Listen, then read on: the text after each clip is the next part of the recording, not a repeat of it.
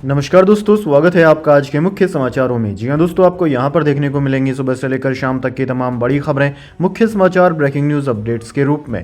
तो चलिए दोस्तों, जान लेते हैं आज की पहली बड़ी खबर। मोदी ने प्रयागराज में की क्रूज की सवारी, अक्षय वट परिक्रमा की, कहा गुलामी के दौर में भी कुंभ की आस्था नहीं रुकी। जी हां दोस्तों, प्रधानमंत्री नरेंद्र मोदी ने शुक्रवार को प्रयागराज महाकुंभ के लिए कलश स्थापित किया। 5700 करोड़ रुपए के प्रोजेक्ट का भी शिलान्यास और उद्घाटन किया। जनसभा को संबोधित करते हुए प्रधानमंत्री मोदी ने कहा कि गुलामी के कालखंड में भी कुंभ की आस्था नहीं रुकी थी। मोदी ने कहा कि संगम आकर संत महंत ऋषि मुनि ज्ञानी विद्वान सब एक हो जाते हैं, जातियों का भेद खत्म हो जाता है, संप्रदायों का टकराव मिट जाता है। प्रयागराज वो स्थान है जिसके प्रभाव के बिना पुराण पूरे नहीं होते। इसलिए मैं कहता हूं कि यह कुंभ एकता का महायज्ञ है। इसमें हर तरह के भेदभाव की आहुति दी जाती है। चलिए दोस्तों, जान लेते हैं अगली बड़ी खबर। संविधान पर चर्चा, राजनाथ सिंह बोले नेहरू इंदिरा ने संविधान बदला ताकि विरोधियों को चुप रख सके। प्रियंका गांधी बोली नेहरू को छोड़िए, आपने क्या किया। जी हां दोस्तों, संसद के शीतकालीन सत्र के 14वें दिन शुक्रवार को संविधान के 75 साल पूरे होने पर लोकसभा में चर्चा हुई। शुरुआत रक्षा मंत्री राजनाथ सिंह ने की। 1 घंटे 10 मिनट की स्पीच में राजनाथ ने कांग्रेस पर संविधान बदलने, चुनी हुई सरकारों को गिराने, संविधान से ऊपर अपना स्वार्थ पूरा करने, इमरजेंसी के जरिए संविधान को नुकसान पहुंचाने का आरोप लगाया। राजनाथ के बाद विपक्ष की ओर से प्रियंका गांधी ने 31 मिनट में उनके हर एक बयान का जवाब दिया। प्रियंका गांधी ने कहा कि रक्षा मंत्री संविधान निर्माताओं में नेहरू जी का नाम नहीं लेते, जहां जरूरत होती है वहां जरूर लेते हैं। पहले क्या हुआ उसे अब बताने का क्या मतलब है। अभी सरकार आपकी है, आपने क्या किया है, जनता को यह बताइए। प्रियंका गांधी ने कहा कि प्रधानमंत्री संसद में संविधान की किताब को माथे से लगाते हैं। संबल, हाथरस, मणिपुर हिंसा पर जब न्याय की बात उठती है तो उनके माथे पर शिकन तक नहीं आती। राजा भेष बदलता है लेकिन उनमें आलोचना सुनने की हिम्मत नहीं है। प्रियंका की यह लोकसभा में बतौर सांसद पहली स्पीच थी। चलिए दोस्तों, जान लेते हैं अगली बड़ी खबर। पीके ने प्रधानमंत्री मोदी के वन नेशन वन इलेक्शन का किया समर्थन, लेकिन नियत पर उठाए सवाल। जी दोस्तों, चुनावी रणनीतिकार और जन स्वराज पार्टी के संस्थापक प्रशांत किशोर ने मोदी सरकार के एक देश एक चुनाव का समर्थन किया है। इसको लेकर पटना में प्रशांत किशोर ने कहा कि एक राष्ट्र एक चुनाव देश के लिए फायदेमंद हो सकता है, बशर्ते इसे सही तरीकों के साथ लागू किया जाए। न्यूज एजेंसी की रिपोर्ट के मुताबिक प्रशांत किशोर ने केंद्र सरकार द्वारा लोकसभा और राज्य विधानसभाओं के एक साथ चुनाव कराने संबंधी विधेयकों को मंजूरी दिए जाने पर अपनी प्रतिक्रिया दी है। इस बिल को जल्द ही संसद में पेश किया जाएगा। चलिए दोस्तों, जान लेते हैं अगली बड़ी खबर। रिजर्व बैंक को बम से उड़ाने की धमकी, रूसी भाषा में ईमेल किया। दिल्ली के 30 स्कूलों को लिखा 13-14 दिसंबर को धमाके करेंगे। जी हां दोस्तों, दिल्ली के 30 स्कूलों और मुंबई में स्थित भारतीय रिजर्व बैंक यानी कि आरबीआई को बम से उड़ाने की धमकी मिली है। रिजर्व बैंक की आधिकारिक वेबसाइट पर गुरुवार की दोपहर को रूसी भाषा में यह धमकी भरा ईमेल आया। इससे पहले 16 नवंबर को आरबीआई के कस्टमर केयर को धमकी दी गई थी। धमकी के बाद पुलिस अलर्ट पर है। मुंबई पुलिस के जोन 1 के डीसीपी ने बताया कि मामला दर्ज कर लिया गया है। मेल में दावा किया गया था कि आरबीआई की बिल्डिंग में इम्प्रोवाइज्ड एक्सप्लोजिव डिवाइस यानी कि आईईडी रखा गया है, जिसे 5 दिन में रिमोट से एक्टिवेट किया जाएगा। चलिए दोस्तों, जान लेते हैं अगली बड़ी खबर। पुष्पा 2 एक्टर अल्लू अर्जुन को 14 दिन की न्यायिक हिरासत, भगदड़ में महिला की मौत का मामला, हाईकोर्ट में सुनवाई जारी, शाहरुख के केस का भी जिक्र।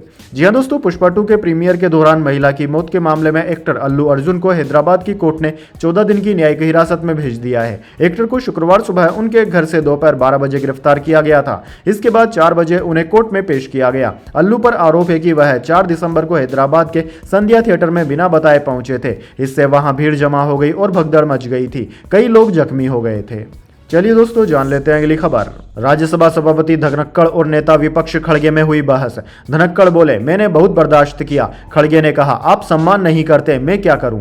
जी हां दोस्तों, संसद में संविधान पर पक्ष विपक्ष की चर्चा से पहले शुक्रवार को राज्यसभा में जमकर हंगामा हुआ। दरअसल विपक्ष ने सभापति जगदीप धनखड़ के खिलाफ अविश्वास प्रस्ताव का नोटिस दिया है। इसके खिलाफ भाजपा सांसद राधा मोहन दास अग्रवाल ने विशेषाधिकार हनन का नोटिस दिया। इसी पर हंगामा शुरू हो गया। इस दौरान धनखड़ और राज्यसभा में विपक्ष के नेता मल्लिकार्जुन खड़गे के बीच जमकर बहस हुई। चेयरमैन जगदीप धनखड़ ने कहा कि मैंने बहुत सहा, मैं किसान का बेटा हूं, मैं झुकता नहीं हूं। विपक्ष ने संविधान की धज्जियां उड़ा दी है। जवाब में कांग्रेस अध्यक्ष मल्लिकार्जुन खड़गे ने कहा कि आप हमारी पार्टी के नेताओं का अपमान करते हैं। आपका काम सदन चलाना है, हम यहां आपकी तारीफ सुनने के लिए नहीं आए हैं। आप किसान के बेटे हो तो मैं मजदूर का बेटा हूं। आप सम्मान नहीं करते तो मैं आपका सम्मान क्यों करूं। चलिए दोस्तों, जान लेते हैं इसके बाद अगली बड़ी खबर। राजस्थान समेत 12 राज्यों में तापमान 5 डिग्री से नीचे। मध्य प्रदेश में स्कूलों की टाइमिंग बदली। लाहौल स्पीति में नदी जमी। लद्दाख श्रीनगर में रोड ब्लॉक।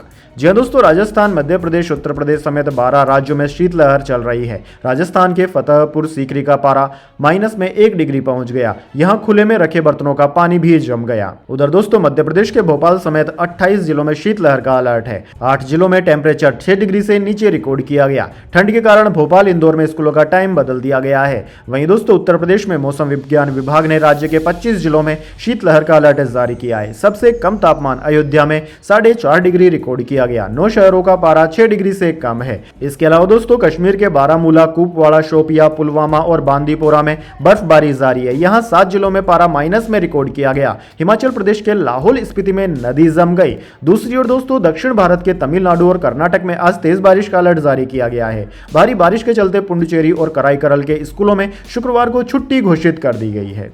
चलिए दोस्तों जान लेते हैं अगली खबर। अबू धाबी के बाद यूएस में भी आईआईटी कैंपस खोलने की है तैयारी। शिक्षा मंत्री धर्मेंद्र प्रधान ने बताया ये होगा फायदा। जी हाँ दोस्तों, एजेंडा आज तक के मंच पर केंद्रीय शिक्षा मंत्री धर्मेंद्र प्रधान ने इंडियन एजुकेशन सिस्टम, इसकी चुनौतियों और नेशनल एजुकेशन पॉलिसी पर बात की। उन्होंने कहा कि हमारा मकसद है कि भारत में ग्लोबल स्टैंडर्ड का एजुकेशन आए और भारत की उपलब्धियां ग्लोबल लेवल पर जाए। विदेश की यूनिवर्सिटी भारत आएंगी और भारत की यूनिवर्सिटी बाहर जाएंगी। उन्होंने आगे कहा कि आज अफ्रीकन देशों के लिए आईआईटी महाराष्ट्र कैंपस खोला गया है। आईआईटी दिल्ली का कैंपस अबू धाबी में खोला गया है। विश्व की डेवलप्ड देशों में भी बात हो रही है। अमेरिका में भी खोलने की चर्चा हो रही है। आईआईएम भी खुल रहा है। चलिए दोस्तों जान लेते हैं अगली खबर। खनौरी बॉर्डर पहुंचे राकेश टिकैत, बोले दिल्ली को घेरना होगा, मांगे पूरी होने तक मरण व्रत खत्म नहीं करेंगे। सुप्रीम कोर्ट का आदेश, ढल्लेवाल को डॉक्टरी मदद दें।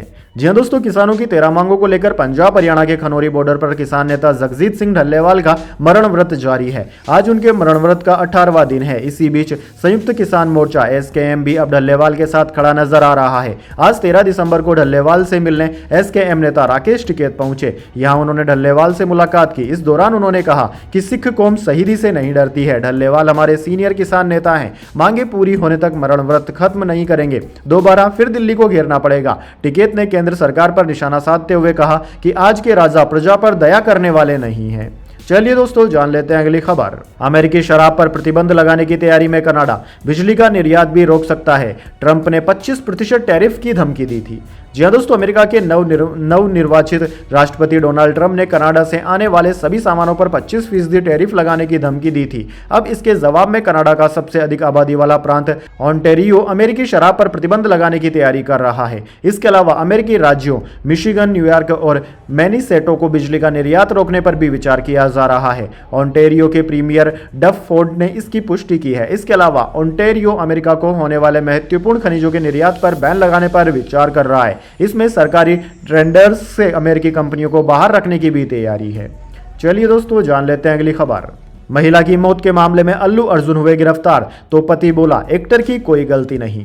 जी हां दोस्तों, हैदराबाद में हुए संध्या थिएटर भगदड़ हादसे में एक महिला रेवती की जान चली गई थी। इसका जिम्मेदार अल्लू अर्जुन समेत कई लोगों को ठहराया गया। इसी के चलते 13 दिसंबर की सुबह एक्टर को चिक्कड़पल्ली स्थित पुलिस ने गिरफ्तार कर लिया। उन्हें पुलिस स्टेशन पूछताछ के लिए लेकर जाया गया। इसके बाद अल्लू अर्जुन की पेशी कोर्ट में हुई, जहां एक्टर को 14 दिन की कस्टडी में रखने का आदेश दिया गया। पर अब मृत के प्रति भास्कर का बयान सामने आ गया है। दरअसल दोस्तों, इस पूरे मामले पर मीडिया के सामने भास्कर ने अपनी बात रखी थी। भास्कर ने कहा कि मुझे अल्लू अर्जुन की गिरफ्तारी के बारे में पता ही नहीं था। इसका इस पूरे मामले में कोई लेना देना नहीं है। मेरी पत्नी की मौत वहां मची भगदड़ के कारण हुई। मुझे पुलिस ने इस गिरफ्तारी के बारे में कोई जानकारी नहीं दी। चलिए दोस्तों जान लेते हैं अगली बड़ी खबर। बृहस्पति के चंद्रमा पर फटा ज्वालामुखी, नासा ने वीडियो जारी किया। इस पर 400 से ज्यादा सक्रिय ज्वालामुखी हैं। ये सौरमंडल में सबसे ज्यादा। जी हां दोस्तों, अमेरिकी स्पेस एजेंसी नासा ने सौरमंडल के सबसे बड़े ग्रह बृहस्पति के तीसरे सबसे बड़े चंद्रमा आईओ पर हुए ज्वालामुखी विस्फोट का वीडियो जारी किया है। इस वीडियो को नासा ने अपने जूनो मिशन के स्पेसक्राफ्ट से रिकॉर्ड किया है। वीडियो को स्पेस एजेंसी ने सोशल मीडिया पर भी पोस्ट किया है। इस वीडियो में चंद्रमा आईओ की सतह से लावा निकलता दिख रहा है। आईओ को हमारे सौरमंडल का सबसे ज्यादा सक्रिय ज्वालामुखी वाला चंद्रमा माना जाता है। इसकी सतह पर 400 से ज्यादा सक्रिय ज्वालामुखी हैं, जिनमें लगातार विस्फोट होते रहते हैं और लावा निकलता रहता है। चलिए दोस्तों जान लेते हैं अगली खबर। ओवैसी ने बांग्लादेश में हिंदुओं की सुरक्षा का मुद्दा उठाया। जयशंकर बोले यूनिस सरकार से एक्शन लेने को कहा, हसीना के बयानों का समर्थन नहीं। जी हां दोस्तों, लोकसभा में बांग्लादेश के हिंदुओं की सुरक्षा को लेकर उठाए गए सवाल के जवाब में विदेश मंत्री एस जयशंकर ने कहा कि वहां अल्पसंख्यकों के साथ हिंसा की कई घटनाएं हुई है। हमने इन घटनाओं पर ध्यान भी दिया है। हाल ही में हमारे विदेश सचिव ने ढाका का दौरा भी किया। वहां मीटिंग के दौरान इस मुद्दे पर चर्चा की गई। हमें उम्मीद है कि बांग्लादेश अल्पसंख्यकों की सुरक्षा के लिए पर्याप्त कदम उठाएगा। दरअसल दोस्तों, लोकसभा में कार्यवाही के दौरान AIMIM सांसद असुद्दीन ओवैसी ने बांग्लादेश में हिंदुओं की सुरक्षा और विदेश नीति से जुड़े दूसरे मुद्दों पर सवाल किया था। चलिए दोस्तों, जान लेते हैं इसके बाद अगली बड़ी खबर। BPSC अभ्यर्थी को पटना के DM ने जड़ा थप्पड़, पेपर लीक का कर रहे थे विरोध। जी हां दोस्तों, बिहार लोक सेवा आयोग BPSC की 70वीं संयुक्त प्रतियोगी आरंभिक परीक्षा खत्म होने के बाद से अभ्यर्थियों का हंगामा जारी है। पटना के बापूधाम एग्जाम सेंटर पर परीक्षा देने पहुंचे अभ्यर्थियों ने परीक्षा में धांधली और पेपर लीक का गंभीर आरोप लगाया है। हंगामे की जानकारी मिलते ही पटना के DM doctor Chandrashekhar Singh exam centre पहुंचे, जहां उन्होंने एक अभ्यर्थी को थप्पड़ जड़ दिया, जिसका वीडियो सोशल मीडिया पर जमकर वायरल हो रहा है। चलिए जान लेते हैं अगली खबर। अमृतसर थाने में बम रखने वाले 2 आरोपी हुए गिरफ्तार। खलिस्तानी आतंकी रिंदा पासिया ने बनाई थी साजिश, नाबालिग भी थे शामिल। 2 हैंड ग्रेनेड हुए बरामद। जी हां दोस्तों, पंजाब पुलिस ने अमृतसर के अजनाला थाने के बाहर बम रखने के 2 आरोपियों को गिरफ्तार करने में सफलता हासिल कर ली है। दोनों की गिरफ्तारी के बाद पाकिस्तान ISI समर्थित आतंकी मॉड्यूल को तोड़ने में सफलता मिली है। इस मॉड्यूल को बब्बर खालसा इंटरनेशनल के गुर्गे हरविंदर रिंदा और हरप्रीत सिंह उर्फ हैप्पी पासिया संचालित कर रहे थे। DGP पंजाब ने बताया कि इस मॉड्यूल को विदेशी गैंगस्टर गुरदेव सिंह उर्फ जस्सल उर्फ पहलवान, जो तरन के गांव झब्बल का रहने वाला है, चला रहा था। चलिए दोस्तों, जान लेते हैं अगली खबर। गैलेस्पी ने पाकिस्तान के टेस्ट कोच पद से दे दिया इस्तीफा। साउथ अफ्रीका दौरे से पहले लिया फैसला। आकिब जावेद अंतरिम हेड कोच हुए नियुक्त। जी हां दोस्तों, पाकिस्तान टेस्ट टीम के हेड कोच जेसन गैलेस्पी ने अपने पद से इस्तीफा दे दिया है। पाकिस्तान क्रिकेट बोर्ड PCB ने पूर्व तेज गेंदबाज आकिब जावेद को टेस्ट टीम का अंतरिम हेड कोच नियुक्त कर दिया है। इस बात की जानकारी पाकिस्तान क्रिकेट बोर्ड ने गुरुवार को दी। दरअसल दोस्तों, गैलेस्पी PCB के कुछ फैसलों से खुश नहीं थे। उन्होंने साउथ अफ्रीका दौरे पर जाने से पहले बोर्ड को इस बात की जानकारी दी थी। गैलेस्पी को इस साल अप्रैल में पाकिस्तान की टेस्ट टीम का मुख्य कोच नियुक्त किया गया था। चलिए दोस्तों, जान लेते हैं अगली खबर। आरक्षण की मांग पर लिंगायत समुदाय ने की विधानसभा के घेराव की कोशिश, पुलिस ने भांजी लाठियां। जी हां दोस्तों, लिंगायत पंचमसाली समुदाय की ओर से आरक्षण की मांग को लेकर कर्नाटक के बेलगावी में मंगलवार को प्रदर्शन हुआ। समुदाय के धार्मिक प्रमुख बसवजय मृत्युंजय स्वामी के नेतृत्व वाले आंदोलन पर लाठीचार्ज किया गया। इसमें प्रदर्शनकारी सुरक्षा घेरा तोड़कर विधानसभा की ओर बढ़ने की कोशिश कर रहे थे, जिसका शीतकालीन सत्र सोमवार से शुरू हुआ था। चलिए दोस्तों, जान लेते हैं इसके बाद अगली बड़ी खबर। लेकिन उससे पहले मेरी आपसे छोटी सी रिक्वेस्ट है, अगर दोस्तों आपको अभी तक हमारी न्यूज़ पसंद आई है तो इसे एक छोटा सा लाइक जरूर दे दीजिए, और अगर आपको पसंद नहीं आई है तो बेशक आप डिसलाइक भी कर सकते हैं। लेकिन दोस्तों, लाइक और डिसलाइक जरूर कीजिए, क्योंकि दोस्तों यही हमारी मेहनत का फल होता है और इसी से हमें पता चलता है कि आपको हमारी वीडियोज़ पसंद आ रही है या नहीं। तो चलिए दोस्तों, जान लेते हैं अगली खबर। सेंसेक्स 843 अंक की तेजी के साथ 82,133 पर बंद हुआ। निफ्टी भी 219 अंक चढ़ा। MFCG सेक्टर सबसे ज्यादा चढ़ा। जी हां दोस्तों, सेंसेक्स आज 843 अंक यानी कि 1.04% की तेजी के साथ 82,133 के स्तर पर बंद हुआ। कारोबार के दौरान सेंसेक्स दिन के निचले स्तर 80,082 से 2,131 अंक संभल कर डे हाई 82,213 के स्तर पर पहुंच गया था। वहीं निफ्टी भी 219 अंक की तेजी के साथ 24,768 के स्तर पर बंद हुआ। वहीं दोस्तों, कारोबार के दौरान निफ्टी दिन के निचले स्तर 24,180 से 612 अंक संभल कर डे हाई 24,792 के स्तर पर जाकर बंद हुआ। इसके अलावा सेंसेक्स के 30 शेयरों में से 26 में तेजी और 4 में गिरावट रही, जबकि निफ्टी 50 के 50 में से 41 में तेजी और 9 में गिरावट रही। आज NSE के सेक्टरल इंडेक्स की बात करें तो इनमें MFCG सेक्टर सबसे ज्यादा 1.29% की बढ़ोतरी के साथ बंद हुआ है, जबकि स्मॉल कैप 167 अंक की कमी के साथ बंद हुआ है। बात करें दोस्तों निफ्टी 50 के टॉप गेनर और टॉप लूजर स्टॉक्स की, तो दोस्तों निफ्टी 50 के टॉप गेनर्स में आज भारती एयरटेल, ITC और कोटक महिंद्रा रहे, जबकि निफ्टी 50 के टॉप लूजर्स में श्रीराम फाइनेंस, टाटा स्टील और इंडसइंड बैंक रहे। चलिए दोस्तों, जान लेते हैं अगली खबर। चांदी में 3100 रुपए की गिरावट 90,200 रुपए प्रति किलोग्राम पर आई। सोना लुढ़ककर 70,380 रुपए पर पहुंचा। इस साल चांदी 23% तो सोना 22% महंगा हुआ। जी हां दोस्तों, सोने और चांदी के दाम में आज गिरावट देखने को मिली। Indian bullion and jeweller association की डेटा के अनुसार 10 ग्राम 24 कैरेट गोल्ड का भाव आज 767 रुपए गिरकर 77,380 रुपए पर आ गया। इससे पहले दोस्तों सोने की कीमत 78,147 रुपए प्रति 10 ग्राम थी। चांदी की बात करें तो आज चांदी में भयंकर गिरावट आई। आई। आज चांदी 3,100 रुपए गिरकर 90,200 रुपए प्रति किलोग्राम पर आ गई है। कैरेट के हिसाब से सोने की बात करें तो दोस्तों सोने के 18 कैरेट का भाव 58,035 रुपए है, जबकि 22 कैरेट सोने का भाव 70,880 रुपए और 24 कैरेट सोने का भाव 77,380 रुपए है। चलिए दोस्तों जान लेते हैं अगली खबर। विराट ऑस्ट्रेलिया के खिलाफ 100वां इंटरनेशनल मैच खेलेंगे। अब तक 17 शतक लगाए, 9 बार जीता प्लेयर ऑफ द मैच का अवार्ड। जी दोस्तों, विराट कोहली ऑस्ट्रेलिया के खिलाफ तीसरे टेस्ट में इतिहास रचने वाले हैं। इस मुकाबले के साथ वह कंगारुओं के खिलाफ 100 इंटरनेशनल मैच खेलने वाले अब तक के दूसरे खिलाड़ी बनेंगे। सचिन तेंदुलकर ने ऑस्ट्रेलिया के खिलाफ 110 मैच खेले हैं। विराट ने ऑस्ट्रेलिया के खिलाफ 99 मैचों में 17 शतक, इनमें 9 बार प्लेयर ऑफ द मैच भी वे रहे हैं। विराट कोहली ने ऑस्ट्रेलिया के 7 में से 6 शहरों में शतक लगाए हैं। ब्रिस्बेन ऐसा इकलौता शहर है जहां वह शतक नहीं लगा सके। विराट तीसरे टेस्ट में शतक लगाकर ऑस्ट्रेलिया के सभी क्रिकेट शहरों में सेंचुरी लगाने वाले इकलौते खिलाड़ी बन सकते हैं। चलिए दोस्तों जान लेते हैं अगली खबर। इलाहाबाद हाईकोर्ट जज के खिलाफ महाभियोग के लिए नोटिस। राज्यसभा में 55 सांसदों ने हस्ताक्षर किए, कहा कट मूल्य घातक।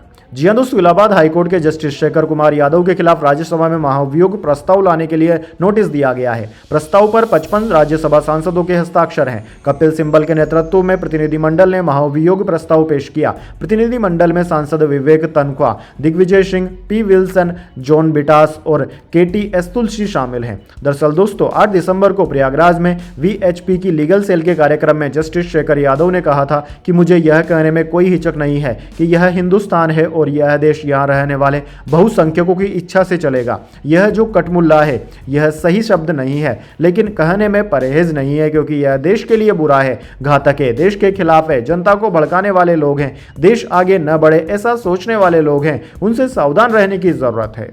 चलिए दोस्तों जान लेते हैं अगली खबर। कोलकाता दुष्कर्म मर्डर मामला। मेडिकल कॉलेज के पूर्व प्रिंसिपल संदीप घोष को मिली जमानत। सीबीआई तय समय में चार्जशीट दायर नहीं कर पाई। जी दोस्तों, कोलकाता के RG Kar medical college and hospital में महिला डॉक्टर से दुष्कर्म मर्डर के मामले में कॉलेज के पूर्व प्रिंसिपल संदीप घोष और ताला थाने के पूर्व आईजी अभिजीत मंडल को जमानत मिल गई है। सीबीआई 90 दिनों के बाद भी चार्जशीट फाइल नहीं कर पाई थी। चलिए दोस्तों जान लेते हैं अगली बड़ी खबर।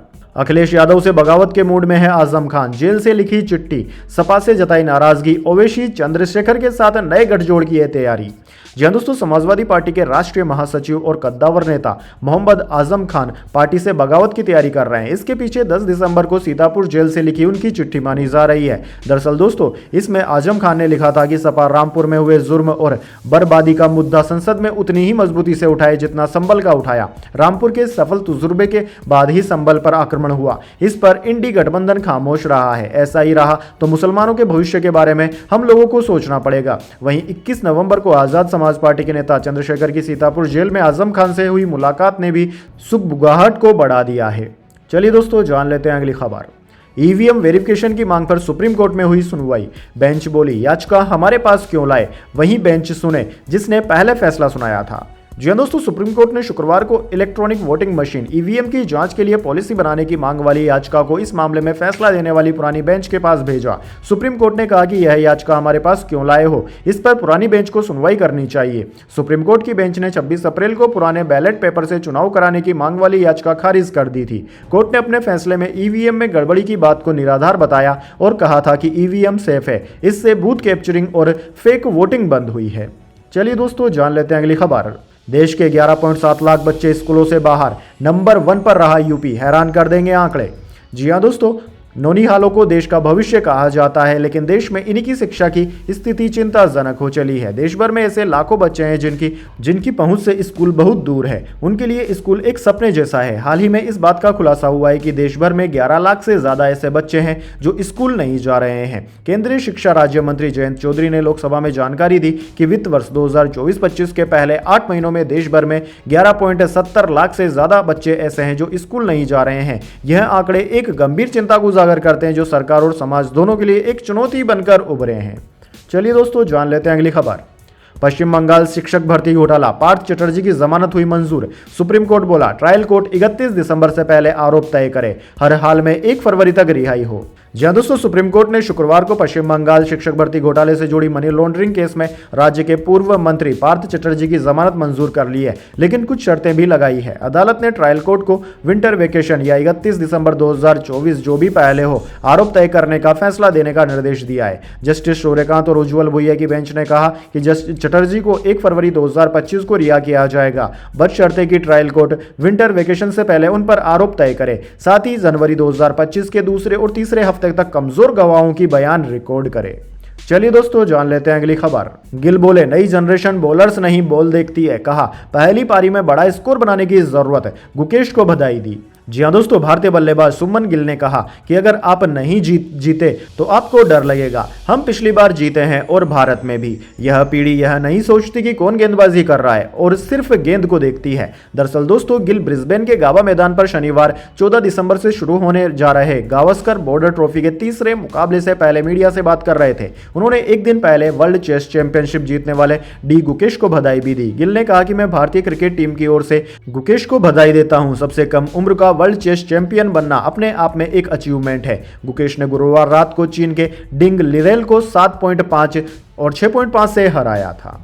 तो दोस्तों, यह थी आज की तमाम बड़ी खबरें। इसके बाद दोस्तों बारी आती है आज के माइंड क्यूज क्वेश्चन की। जी हाँ दोस्तों, एक आसान से सवाल का जवाब देकर आप जीत सकते हैं एक सरप्राइज गिफ्ट हमारे यूट्यूब चैनल की ओर से। तो दोस्तों, आज का सवाल आपकी स्क्रीन पर आ चुका है। हॉकी की दुनिया में ओलंपिक के सबसे ज्यादा गोल्ड मेडल कौन सी हॉकी टीम के पास है? जी हाँ दोस्तों, अगर आप जानते हैं कि हॉकी की दुनिया में सबसे ज्यादा गोल्ड मेडल कौन सी हॉकी टीम ने जीते हैं तो जल्दी से कमेंट बॉक्स में लिख दीजिए। अगर दोस्तों आपका जवाब होता है एकदम सही और आप चुन जाते हैं लकी विजेता के रूप में, तो आपको मिल सकता है एक सरप्राइज गिफ्ट हमारे यूट्यूब चैनल की ओर से। तो दोस्तों जल्दी से अपना उत्तर कमेंट बॉक्स में लिख दीजिए, वीडियो को लाइक कर लीजिए और चैनल को सब्सक्राइब करके बेल आइकन भी दबा लीजिए। धन्यवाद। वंदे मातरम। जय हिंद, जय भारत।